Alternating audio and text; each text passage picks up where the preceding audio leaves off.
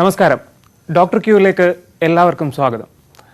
യൂറോപ്പിനും അമേരിക്കയ്ക്കും പിന്നാലെ ഇവിടെ കേരളത്തിലും മങ്കി പോക്സ് സ്ഥിരീകരിച്ചിരിക്കുകയാണ്. ഈ പശ്ചാത്തലത്തിൽ നമ്മൾ എന്തൊക്കെയാണ് ശ്രദ്ധിക്കേണ്ടത്, കുട്ടികൾക്ക് വേണ്ടി എന്തൊക്കെ മുൻകരുതലുകൾ എടുക്കണം, ഇതൊക്കെയാണ് നമ്മൾ ഇന്ന് ഡോക്ടർ ക്യൂവിൽ ചർച്ച ചെയ്യുന്നത്. പ്രേക്ഷകരുടെ സംശയങ്ങൾക്ക് മറുപടി പറയാൻ consultant paediatrician doctor Bennet Xylem നമുക്കൊപ്പമുണ്ട്. നമസ്കാരം ഡോക്ടർ. നമസ്കാരം ഡോക്ടർ. ആദ്യം തന്നെ മങ്കി പോക്സ് എന്താണ്, ഇതിൻ്റെ ആദ്യ ലക്ഷണങ്ങൾ എന്തൊക്കെയാണ്, ഒന്ന് ബ്രീഫ് ചെയ്യാം. മങ്കി പോക്സിനെ പറ്റി പറയുകയാണെങ്കിൽ ഇത് പുതിയൊരു രോഗമാണ്. പലർക്കും അതൊരു പുതുമയാണ്, അറിയത്തില്ല എന്ത് ടൈപ്പ് രോഗമാണ് ഇത്, എങ്ങനെയൊക്കെയാണ് സംഭവിക്കുന്നത് എന്നൊക്കെ ഉള്ള കാര്യങ്ങളിൽ പല കൺഫ്യൂഷൻസും ഉണ്ട്. ശരിക്കും പറഞ്ഞാൽ ആ പേര് കേൾക്കുമ്പോൾ തന്നെ നമുക്കറിയാം, ചിക്കൻ പോക്സ്, മങ്കി പോക്സ്, ഏകദേശം സിമിലാരിറ്റി ഉണ്ട്. ശരിക്കും പറഞ്ഞു കഴിഞ്ഞാൽ ഇത് നമ്മൾ പഴയ ചരിത്രത്തിലോട്ട് പോകണം. അതായത് സ്മോൾ പോക്സ് 1796 സ്മോൾ പോക്സിന് എതിരായിട്ടുള്ളൊരു വാക്സിനേഷൻ വന്നു.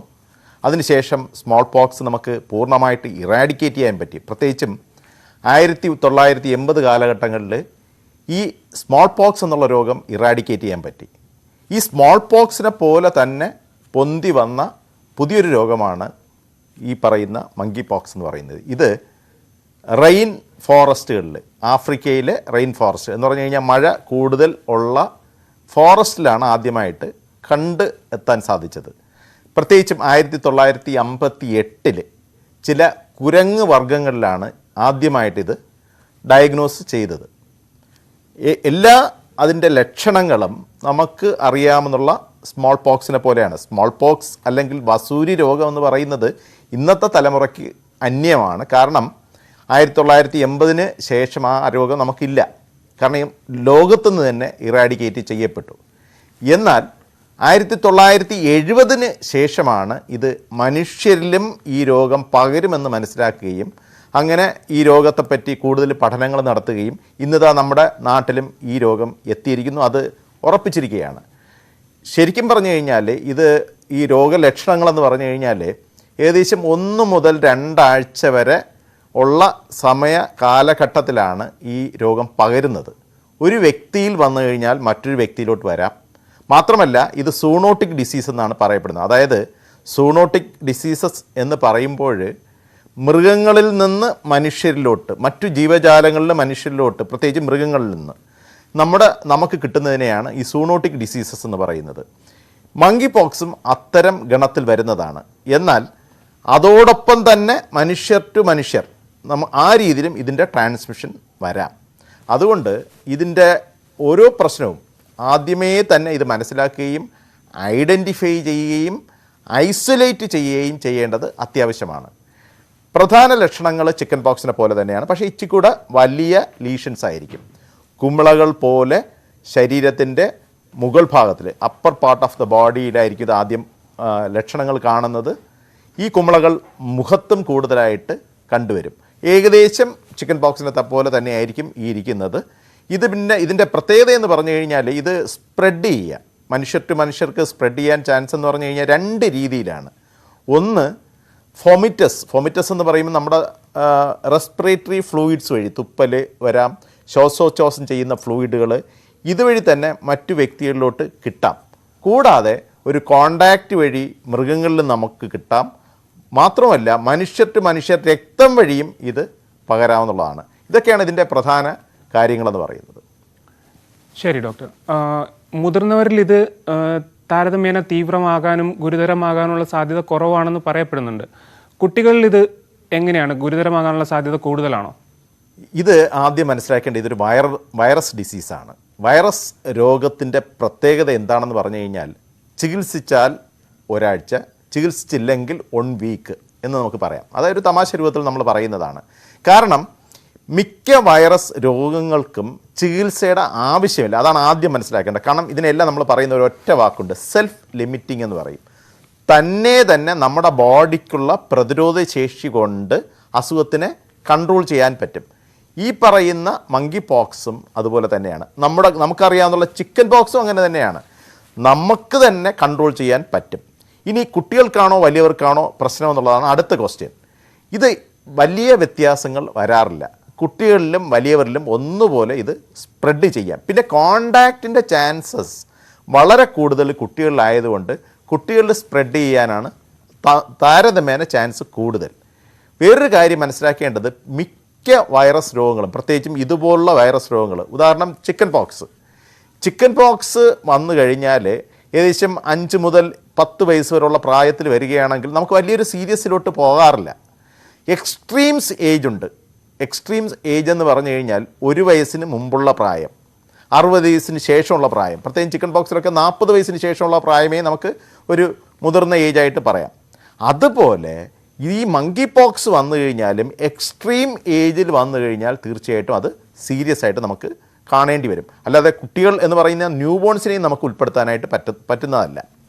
വേറൊരു കാര്യമുള്ളത്, ഇത് കൂടുതലും സീരിയസ് ആയിട്ട് അനുഭവപ്പെടുന്നത് ആർക്കാണെന്ന് പറഞ്ഞു കഴിഞ്ഞാൽ പ്രതിരോധശേഷി കുറഞ്ഞ വ്യക്തികൾക്ക്, അവർക്ക് ഇത് സീരിയസ് ആകാം. അതല്ലാതെ പല പഠന റിപ്പോർട്ടുകളുടെ അടിസ്ഥാനത്തിൽ പറയുകയാണെങ്കിൽ ഈ മങ്കി പോക്സ് എന്ന് പറയുന്ന രോഗം സെൽഫ് ലിമിറ്റിംഗ് ആണ്. വന്നു കഴിഞ്ഞാൽ തീർച്ചയായിട്ടും അത് ഒരാഴ്ച 2 ആഴ്ച കഴിഞ്ഞിട്ട് തന്നെ മാറും. പക്ഷേ അതുവരെ കോംപ്ലിക്കേഷൻസ് ഒന്നും വരാതിരിക്കാനായിട്ട് നമ്മളൊരു മെഡിക്കൽ കെയർ എടുക്കേണ്ടത് അത്യാവശ്യമാണ്. ഒരു വിഭാഗക്കാരുടെ കാര്യം കൂടെ പറയേണ്ടത് അത്യാവശ്യമാണ്. അമ്മയിൽ നിന്ന് കുഞ്ഞിലോട്ട് ഈ രോഗം പകരാം, പ്ലാസൻ്റ വഴി, അതായത് ഗർഭപാത്രത്തിൽ കൂടെ തന്നെ കുഞ്ഞിലോട്ട് പകരാം. അതുകൊണ്ട് പ്രഗ്നൻ്റ് ലേഡീസിന് പ്രത്യേകിച്ചും ആദ്യത്തെ 3 മാസത്തിനകം വെച്ച് ഈ രോഗം വരികയാണെങ്കിൽ തമ്മിൽ ഡേഞ്ചറസ് ആണ്. നമ്മൾ ആ ഡേഞ്ചറസ് എന്ന് പറഞ്ഞിട്ട് വേറെ ഒന്നും ചെയ്യുന്നില്ല, അവരെ വിദഗ്ധമായ റിപ്പീറ്റഡ് ആയിട്ടുള്ള പരിശോധനയ്ക്ക് വിധേയരാക്കണം എന്നുള്ളത് മാത്രമേ ഉള്ളൂ. ഇതൊക്കെയാണ് ഇതിനെപ്പറ്റി പറഞ്ഞു കഴിഞ്ഞുള്ള പ്രധാന ലക്ഷണങ്ങളും ഇതിൻ്റെ പ്രധാന പ്രശ്നങ്ങളും. ശരി ഡോക്ടർ, ഈ ചിക്കൻ പോക്സ് സർ മെൻഷൻ ചെയ്തുകൊണ്ട് ചോദിക്കുകയാണ്, ഒരിക്കൽ ചിക്കൻ പോക്സ് വന്നു കഴിഞ്ഞാൽ നമുക്ക് അക്വയർഡ് ഇമ്മ്യൂണിറ്റി ഉണ്ട്, നമുക്ക് പിന്നീട് അത് വരാൻ സാധ്യത കുറവാണ് എന്നാണ് പറയപ്പെടുന്നത്. അങ്ങനെ ഒരു അക്വയർഡ് ഇമ്മ്യൂണിറ്റി ഇതിൽ മങ്കി പോക്സിൻ്റെ കാര്യത്തിൽ സാധ്യതയുണ്ടോ? ഏത് വൈറസ് രോഗമായിരുന്നാലും അതാത് സ്ട്രെയിൻ, അതായത് ഇപ്പോൾ ഒരു സ്ട്രെയിൻ കൊണ്ട് ഉണ്ടാകുന്ന ഒരു രോഗം, ആ സ്ട്രെയിനിൽ പ്രതിരോധശേഷി വർദ്ധിക്കും. ഇനി ഈ നമ്മുടെ പറയുന്ന ഈ മങ്കി പോക്സിലും ഇത് നമ്മൾ തീർച്ചയായിട്ടും അത് നമ്മൾ എക്സ്പെക്റ്റ് ചെയ്യേണ്ടതാണ്. പഠന റിപ്പോർട്ടുകൾ ഇനി വരാനിരിക്കുന്നതേ ഉള്ളൂ. സാധാരണഗതിയിൽ ഒരു പ്രാവശ്യം വന്നു കഴിഞ്ഞാൽ പിന്നെ വരേണ്ട കാര്യം നോർമലി ഇല്ല. എന്നാൽ ചില എക്സെപ്ഷണൽ സിറ്റുവേഷനുണ്ട്. അത് ചിക്കൻ പോക്സിന് സംഭവിക്കുന്ന ഒരു കാര്യമാണ്. ഈ ഒരു വൈറസ് വന്നു കഴിഞ്ഞാൽ അത് നമ്മുടെ ശരീരത്തിൽ നിന്ന് പൂർണ്ണമായിട്ട് നശിച്ചു പോകണമെന്നില്ല. പക്ഷെ നമ്മുടെ ബോഡി അതിനെ പ്രതിരോധിക്കേണ്ട കപ്പാസിറ്റിയിൽ എത്തി നിൽക്കുന്നത് കൊണ്ടാണ് നമുക്കതിൻ്റെ രോഗലക്ഷണങ്ങളൊക്കെ മാറുന്നതും നമുക്ക് ഒരു ബുദ്ധിമുട്ടും തോന്നാത്തതും. എന്നാൽ ചിക്കൻ പോക്സിൽ സംഭവിക്കുന്ന ഒരു കാര്യമുണ്ട്.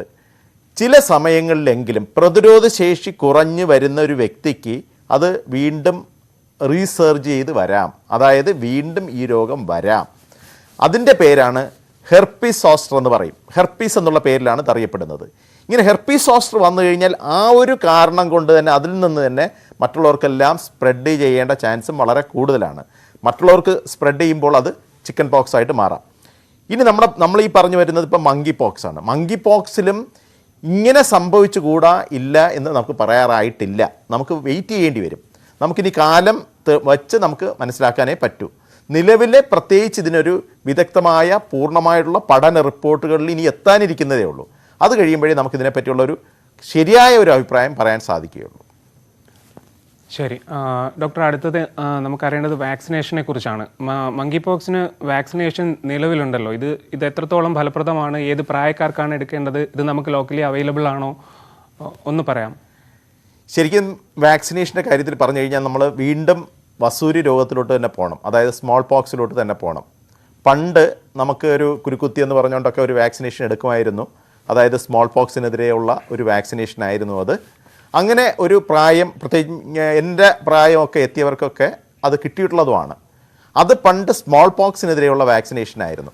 അപ്പോൾ സ്മോൾ പോക്സിനെതിരെയുള്ള വാക്സിനേഷൻ എടുത്തവർക്ക്, ഉദാഹരണം നമ്മളെപ്പോലുള്ള എൻ്റെയൊക്കെ പ്രായം എത്തിയ വ്യക്തികൾക്ക്, അതായത് 1980 മുമ്പ് ജനിച്ച വ്യക്തികൾക്ക്, അവരെല്ലാം ഒരു പരിധിവരെ ഇത് പ്രൊട്ടക്റ്റഡ് ആണ്. കാരണം മിക്കവാറും എല്ലാ വ്യക്തികൾക്കും ഈ വാക്സിനേഷൻ കിട്ടിയിട്ടുണ്ട്. പക്ഷേ പുതുതലമുറ അതല്ല, അവർക്ക് ഈ വാക്സിനേഷൻ കിട്ടിയിട്ടില്ല. അപ്പോൾ ആ റീസൺ കൊണ്ട് തന്നെ മങ്കി പോക്സ് വരാനുള്ള ചാൻസ് കൂടുതലാണ്. ഇനി ഇതിൽ തന്നെ വാക്സിനേഷൻ ഡെവലപ്പ് ചെയ്തിട്ടുണ്ട്. പല രാജ്യങ്ങളും അത് പ്രായോഗിക തലത്തിൽ എത്തിച്ചിട്ടുമുണ്ട്. പക്ഷേ നമ്മുടെ രാജ്യത്തിൽ ഇതുവരെയും ഒരു ലൈസൻസ്ഡ് ആയിട്ടുള്ള ഒരു വാക്സിനേഷൻ വന്നിട്ടില്ല. നമ്മുടെ ഹെൽത്ത് ഡിപ്പാർട്ട്മെൻറ്റിലും ഇങ്ങനൊരു വാക്സിനേഷൻ നിലവിൽ വന്നിട്ടില്ല. പക്ഷേ ലോക ആരോഗ്യ സംഘടനയുടെ സൈറ്റുകളിൽ നോക്കിക്കഴിഞ്ഞാൽ വാക്സിനേഷൻ നിലവിൽ വന്നിട്ടുണ്ട്. ഇനി നമുക്ക് എത്താനിരിക്കുന്നതേ ഉള്ളൂ. നമുക്ക് വാക്സിനേഷൻ നാട്ടിലെത്തി നമ്മുടെ ആൾക്കാർക്കത് ഉപയോഗിച്ച് തുടങ്ങിക്കഴിഞ്ഞാൽ മാത്രമേ അതിൻ്റെ ഒരു ശരിയായ ഒരു അഭിപ്രായം പറയാൻ സാധിക്കുള്ളൂ. സാധാരണഗതിയിൽ സ്മോൾ പോക്സിൻ്റെ അനുഭവം വെച്ച് നോക്കുകയാണെങ്കിൽ ഈ ഒരു വാക്സിനേഷൻ എഫക്റ്റീവ് ആകാതിരിക്കേണ്ട കാര്യം ഇല്ല. കാരണം സ്മോൾ പോക്സിനെതിരെ എടുത്ത വാക്സിനേഷൻ കൊണ്ട് നമുക്ക് പൂർണ്ണമായിട്ട് ലോകത്തിൽ നിന്ന് തന്നെ സ്മോൾ പോക്സിനെ അല്ലെങ്കിൽ വസൂരി രോഗത്തെ നിർമ്മാർജ്ജനം ചെയ്യാൻ സാധിച്ചു. അതുപോലെ തീർച്ചയായിട്ടും ഈ മങ്കി പോക്സും വാക്സിനേഷൻ വന്നു കഴിഞ്ഞാൽ നമുക്ക് നിർമ്മാർജ്ജനം ചെയ്യാൻ സാധിക്കുമെന്നുള്ളത് പൂർണ്ണ ഉറപ്പുള്ള കാര്യമാണ്. ശരി ഡോക്ടർ, നമുക്കൊരു കോളറുണ്ട്. കരുനാഗപ്പള്ളിയിൽ നിന്നും സജിത് കുമാറാണ്. സജിത്, ഡോക്ടറോട് ചോദിച്ചോളൂ. ഹലോ ഹലോ, പറഞ്ഞോളൂ സജിത്. ഞാൻ കരുനാഗപ്പള്ളിയിൽ നിന്ന് സജിത് കുമാറാണ് വിളിക്കുന്നത്. പറഞ്ഞോളൂ. ഡോക്ടർ ഇതുപോലെ മോക്ക് ഒരാഴ്ച കൊണ്ട് പനിയുടെ ഒരു ലക്ഷണം ഉണ്ടായിരുന്നു. അതെ. മോക്ക് 5 വയസ്സാണ് ഉള്ളത്. അതെ. അപ്പം ഇടയ്ക്ക് ഇവിടെ കുറച്ചിരുന്ന മരുന്നുകളൊക്കെയാ കൊടുത്തോണ്ടിരുന്നേ. അപ്പം കൊടുത്തോണ്ടിരുന്നപ്പം ഈ മരുന്ന് അടിച്ച് മോടെ മൂക്കിന്ന് ഇച്ചിരി ബ്ലഡ് പോലെ, അതായത് ഈ കഫത്തിന്റെ കൂട്ട് തന്നെ കുറച്ച് ബ്ലഡ് വന്നിട്ടുണ്ടായിരുന്നു. ശരി. ഫ്രഷ് രക്തമാണോ? അതായത് നമ്മളൊരു കൈ മുറിയുമ്പോഴുണ്ടാകുന്ന രക്തമായിട്ടാണോ അതോ മിക്സ് ചെയ്താണോ വന്നത്? അതായത് മിക്സ് ചെയ്തായിരുന്നു വന്നത്. അതെ, പറഞ്ഞോളൂ. മിക്സ്. അപ്പൊ തൊട്ടടുത്ത് ഒരു ഹോസ്പിറ്റലിൽ കൊണ്ടുപോയിട്ടുണ്ടായിരുന്നു. അപ്പം ഡോക്ടർ പറഞ്ഞത് ഈ അപ്പം പറഞ്ഞതെന്ന് പറഞ്ഞു കഴിഞ്ഞാൽ ഡോക്ടറെ ഈ പനിയുടെ ഇതുകൊണ്ടാണ് എന്നാണ് പറഞ്ഞത്. മൂക്ക് ഓവറായിട്ട് ചീറ്റിച്ചത് കൊണ്ടാണ് ഇത് വന്നതെന്നാണ് ഡോക്ടർ പറഞ്ഞത്. പക്ഷേ എങ്കിലും നമുക്ക് ഒരു ചെറിയൊരു സംശയം പോലെ ഇങ്ങനെ ഉണ്ട്. അതെ, ഇതിൽ പറഞ്ഞ 2 കാര്യങ്ങളാണ്. ഒന്ന്, പനിയുണ്ടായിരുന്നു. പറഞ്ഞ കാര്യം വീണ്ടും വീണ്ടും പറഞ്ഞതനുസരിച്ച് എനിക്ക് മനസ്സിലാക്കാൻ സാധിച്ചത് ജലദോഷവും കൂടെ ഉണ്ടായിരുന്നു അല്ലേ? അതായത് മൂക്കൊലിപ്പൊക്കെ ഉണ്ടായിരുന്നല്ലോ. മൂക്കൊലിപ്പൊക്കെ ഉണ്ടായിരുന്നു. മൂക്കൊലിപ്പും ചുമയും ഒക്കെ ഉണ്ടായിരുന്നു അല്ലേ? ചുമയൊക്കെ ഉണ്ടായിരുന്നു. അതായത് നമ്മളിത് ഓവറോൾ ആയിട്ട് പറഞ്ഞു കഴിഞ്ഞാൽ പനിയോടൊപ്പം ഉള്ള അപ്പർ റെസ്പിറേറ്ററി ട്രാക്ട് ഇൻഫെക്ഷൻ എന്നാണ് പറയുന്നത്. അതായത് നമ്മുടെ മോൾ ഭാഗത്തുള്ള ഒരു അണുബാധയാണ്. അങ്ങനെ വരുമ്പോഴും അവിടെ സംഭവിക്കുന്നത് കുഞ്ഞിന് മിക്കവാറും ഇറിറ്റേഷൻ ഇതുകൊണ്ട് വന്നിരിക്കും. ഈ ജലദോഷത്തിൻ്റെ കാരണം കൊണ്ട് തന്നെ ഇറിറ്റേഷൻ വരും. അതായത് നമുക്കറിയാം, നമ്മുടെ മൂക്കിൽ മൂക്കള വന്നു കഴിഞ്ഞാൽ അതിനെ പുറത്തോട്ട് മാറിയാൽ, അല്ലെങ്കിൽ കാരണം നമുക്ക് ശ്വാസോച്ഛ്വാസം ചെയ്യാനൊരു തടസ്സം വരുമ്പോൾ കുട്ടികൾ ഓട്ടോമാറ്റിക്കലി, അല്ലെങ്കിൽ കുട്ടികൾ മാത്രമല്ല നമ്മളായാലും ശരി തന്നെയാണ്, ഓട്ടോമാറ്റിക്കലി അതിനെ മാറ്റാൻ ശ്രമിക്കും. അതിൻ്റെ ഭാഗമായിട്ട് പ്രഷർ കൊടുത്ത്, ഫോഴ്സ് കൊടുത്തിപ്പം നമുക്ക് വളരെ ഫോഴ്സിൽ മൂക്ക് ചീറ്റുകയാണെങ്കിൽ ഇതുപോലെ മുറിയാനൊരു ചാൻസ് ഉണ്ട്. അപ്പോൾ ജലദോഷം ഉള്ള സമയത്ത് വന്നതുകൊണ്ട് നമുക്കതൊരു സീരിയസ് ആയിട്ട് എടുക്കാനായിട്ടുള്ള ആവശ്യം ഇല്ല, തൽക്കാലത്തേക്ക് പറയുകയാണ്. എന്നാൽ ഇനി ചെയ്യേണ്ട ഒരു കാര്യം ഇതാണ്. ഇപ്പോഴ് ഡോക്ടർ പറഞ്ഞു, വ്യക്തമായിട്ടാണ് പറഞ്ഞ് മനസ്സിലാക്കി തന്നിരിക്കുന്നത്, അതിനെ വിശ്വസിക്കുക. ഇത് കഴിഞ്ഞിട്ട് ഈ ജലദോഷത്തിൻ്റെ അസുഖം മാറിക്കഴിഞ്ഞിട്ട് വീണ്ടും ഇതുപോലെ സംഭവിക്കുകയാണ്. അതായത് ജലദോഷമൊന്നും ഇല്ല, പനിയൊന്നും ഇല്ല, വളരെ ആക്റ്റീവായി കുഞ്ഞ് നോർമലി നടക്കുന്നു, അങ്ങനെയുള്ള സ്റ്റേജിലാണ് വീണ്ടും മൂക്കിൽ നിന്ന് രക്തം വരികയാണെങ്കിൽ തീർച്ചയായിട്ടും പരിശോധനയ്ക്ക് വിധേയമാകണം. കൂടാതെ മറ്റ് കണ്ടീഷൻസ് എന്ന് പറയുന്നത്, ഇപ്പോൾ പല്ലിൽ നിന്ന് രക്തം വരുന്നു, മൂത്രമൊഴിക്കുമ്പോൾ രക്തം വരുന്നു, മലത്തിൽ കൂടെ രക്തം വരുന്നു, ഇതെല്ലാം ഒന്നിച്ച് വരികയാണെങ്കിൽ തീർച്ചയായിട്ടും, പ്രത്യേകിച്ചും പനിയോടൊപ്പം വരികയാണെങ്കിൽ ഡെങ്കിപ്പനി പോലുള്ള കാര്യങ്ങൾ സൂക്ഷിക്കണം. മാത്രമല്ല ചില സ്റ്റേജസിൽ ബ്ലീഡിങ് ഡിസോർഡേഴ്സ് എന്ന് പറയുന്ന ചില കണ്ടീഷൻസ് ഉണ്ട്.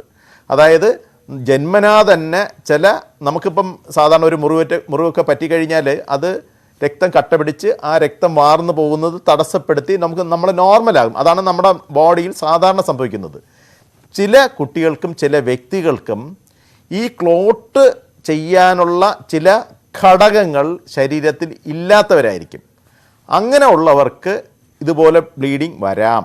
അതുകൊണ്ട് ചെയ്യേണ്ട ഇത്രയേ ഉള്ളൂ, ഈ അസുഖം മാറിക്കഴിഞ്ഞിട്ടും ഇതേ ബ്ലീഡിങ് ഉണ്ടോ എന്ന് നോക്കുക. അങ്ങനെ വരികയാണെങ്കിൽ തീർച്ചയായിട്ടും വിദഗ്ധ പരിശോധനയ്ക്ക് വിധേയമാക്കേണ്ടതാണ്. അത് കഴിഞ്ഞിട്ടായി നമുക്കൊരു തീരുമാനം എടുക്കാനായിട്ട് സാധിക്കുകയുള്ളൂ. ശരി ഡോക്ടർ, നമുക്ക് ഒരു കോളർ കൂടിയുണ്ട്. തിരുവനന്തപുരത്ത് നിന്ന് വിജയമ്മയാണ്. ഡോക്ടറോട് സംസാരിച്ചോളൂ. ചോദിച്ചോളൂ. കേൾക്കാമോ വിജയമ്മ? കേൾക്കാം. ചോദിച്ചോളൂ, ഡോക്ടറോട് ചോദിച്ചു.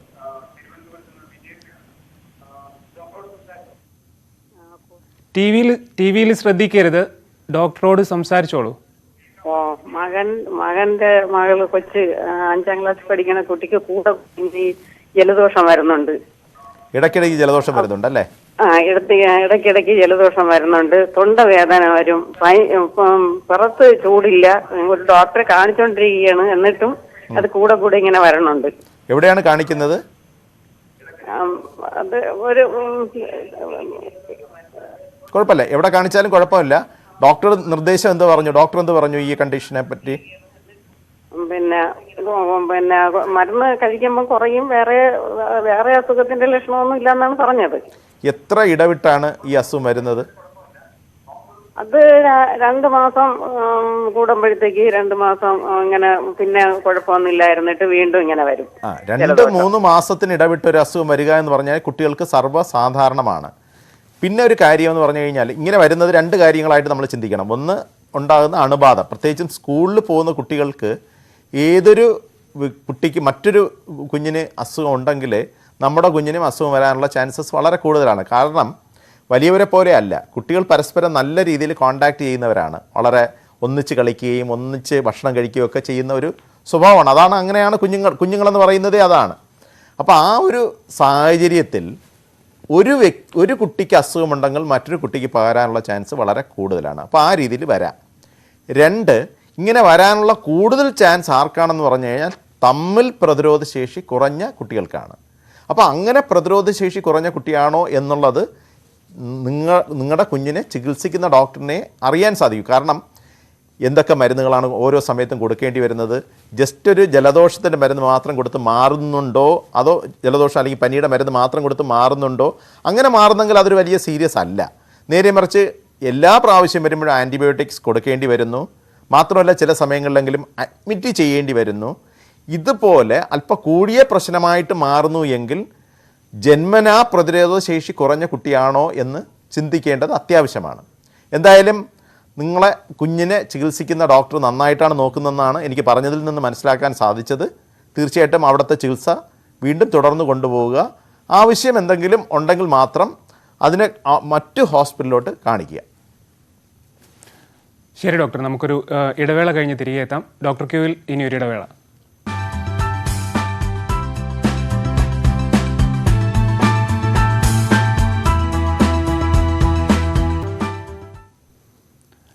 ഡോക്ടർ ക്യൂ തുടരുന്നു.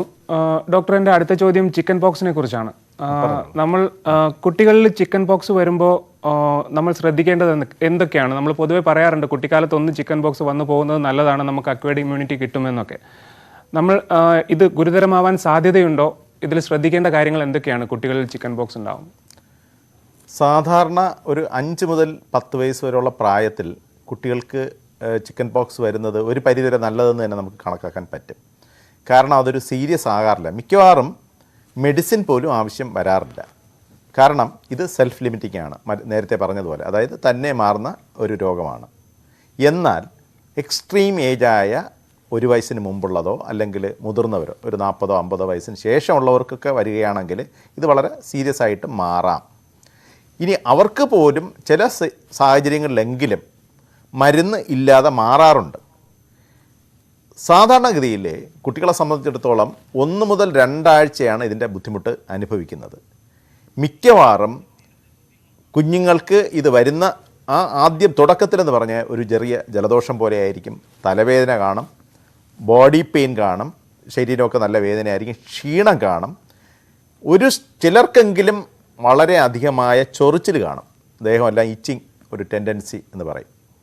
അപ്പോൾ ഇതൊക്കെയാണ് സാധാരണ രോഗലക്ഷണങ്ങളായിട്ട് നമ്മൾ കാണുന്നത്.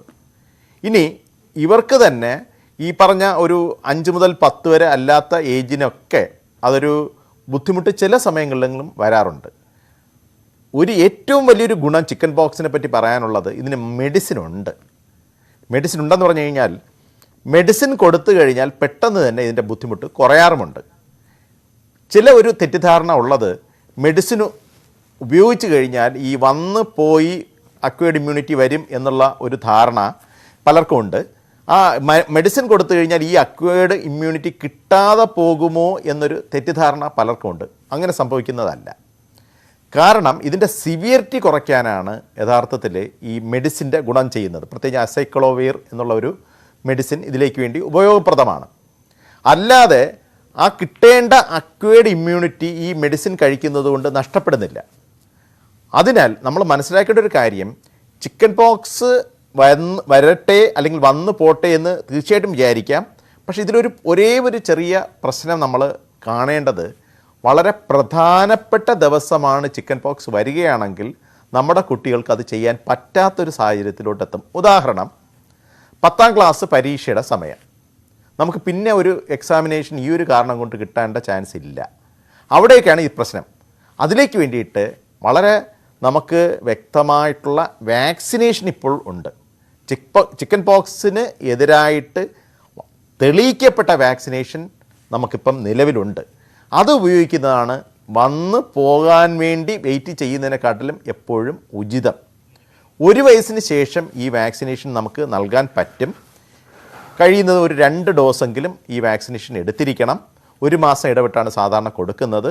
അല്ലാതെ ഒരു പ്രോഗ്രാമിൻ്റെ ഭാഗമായിട്ട് വന്നു കഴിഞ്ഞാൽ നമ്മൾ 1 വയസ്സിലെടുക്കും, പിന്നെ അത് കഴിഞ്ഞാൽ 1 വയസ്സ് കഴിഞ്ഞിട്ട് എടുക്കാം, അത് കഴിഞ്ഞിട്ട് 5 വയസ്സിലും എടുക്കാം.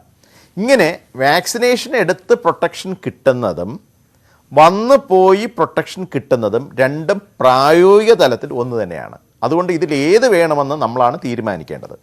ഒരേ ഒരു പ്രശ്നമുള്ളത്, ചിക്കൻ പോക്സിൻ്റെ വാക്സിനേഷൻ ഗവൺമെൻറ് തലത്തിൽ സപ്ലൈയിൽ ഇല്ലാത്തൊരു വാക്സിനേഷനാണ്. അതുകൊണ്ട് നമ്മൾ പ്രൈവറ്റ് ഹോസ്പിറ്റൽസിലോ അല്ലെങ്കിൽ പ്രൈവറ്റായിട്ട് കിട്ടുന്ന ഗവൺമെൻറ് സെക്ടറിലോ പോയി വാക്സിനേഷൻ എടുക്കേണ്ടതുണ്ട്. അതിന് പേയ്മെൻറ്റ് കൊടുക്കേണ്ടി വരും. കാരണം ഇത് ഗവൺമെൻറ് സപ്ലൈ അല്ലാത്തതുകൊണ്ടാണ് ഇത് പേയ്മെൻറ്റ് കൊടുക്കേണ്ടി വളരെ വരുന്നത്. നന്ദി. ആക്ച്വലി നമുക്ക് സമയപരിമിതി ഉണ്ട്, അതുകൊണ്ട് ഞാൻ ഇടപെടുകയാണ്. വളരെ നന്ദി ഈ വിഷയത്തിൽ ഇത്രയും നേരം നമുക്കൊപ്പം സംസാരിച്ചതിന്. എനിക്കും നന്ദിയുണ്ട്. Thank you. ഡോക്ടർ ക്യൂ ഇവിടെ അവസാനിക്കുന്നു. നമസ്കാരം. Thank you.